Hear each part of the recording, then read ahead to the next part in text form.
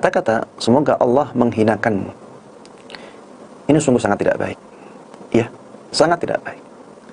Coba kalau misalnya Allah Subhanahu wa ta'ala mengabulkan doa tersebut, apa yang terjadi? Orang tersebut akan benar-benar hina. Dan itu yang diinginkan oleh setan. Setan itu ingin menjadikan manusia semuanya hina.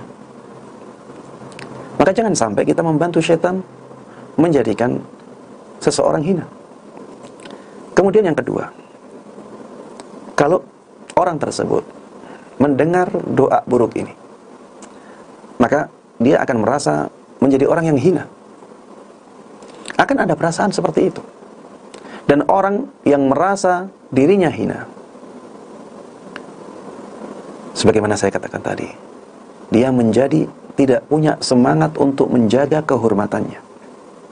Dia menjadi orang yang tidak semangat menjaga kemuliaannya. Dia merasa hina sudah. Akhirnya dia tidak punya beban untuk melakukan keburukan. Maka jangan sampai kita mengatakan kata-kata ini. Walaupun kita tahu, menurut kita orang tersebut orang yang hina, tapi jangan sampaikan itu. Coba bayangkan kalau satu orang mengatakan, orang lain mengatakan lagi. Kalau Rasulullah SAW tidak melarang misalnya, dan akhirnya semua orang mengatakan kata-kata itu, apa efeknya? Efeknya menjadi sangat tidak baik. Efek psikologisnya sangat tidak baik. Ya, ana pernah mendengar cerita ya. Ada seorang pemuda. Dia asalnya melakukan keburukan. Terkenal, tersebar di masyarakat, orang ini menjadi buruk sekarang.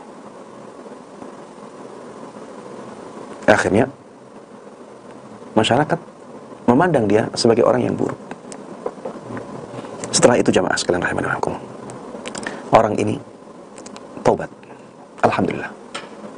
Orang ini akhirnya terbuka hatinya untuk menjadi orang yang baik. Tapi orang ini malu untuk ke masjid. Orang ini malu untuk ke masjid. Kenapa?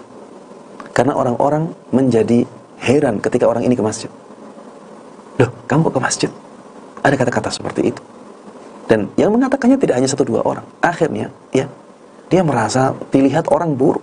Dan itu sangat mengganggu.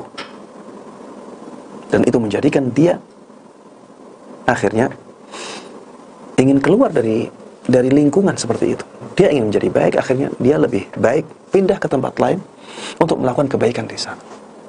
Padahal jemaah sekalian rahimanirahumullah, bisa jadi tempatnya sangat membutuhkan dia.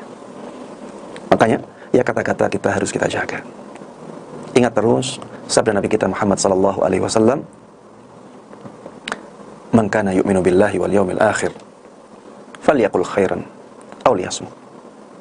Barang siapa yang beriman kepada Allah dan beriman kepada hari akhir, katakan kata-kata yang baik.